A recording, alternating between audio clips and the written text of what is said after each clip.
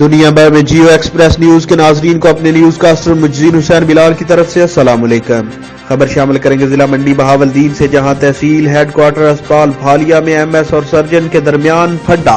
Out ڈور روم کی بجائے operation theatre میں ایم ایس کا سرجن کو مریضوں کو چیک اپ سے منع کرنے پر سرجن گاڑی میں ہی مریضوں کو چیک کرنے لگا۔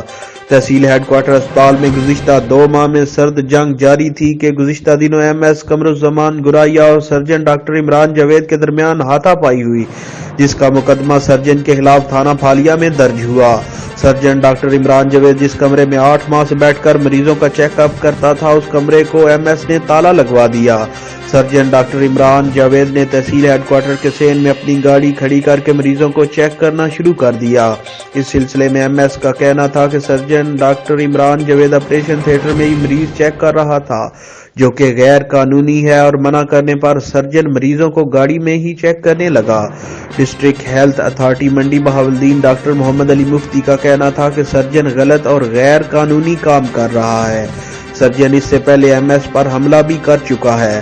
سرجن کا آؤٹ ڈور روم موجود ہے، لیکن وہ وہاں جا کر مریض کو چیک کرنے کی زحمت نہیں کرتا، الٹا آپریشن تھیٹر میں وی آئی پیز کو پروٹوکول کے ساتھ چیک کرتا ہے۔ سرجن کے اس رویے سے مریضوں کو شدید مشکلات کا سامنا کرنا پڑ رہا ہے۔ کیمرہ مین مار عقیل احمد قومی کے ساتھ مجزین حسین بلال، جیو ایکسپریس نیوز، منڈی بہاولدین۔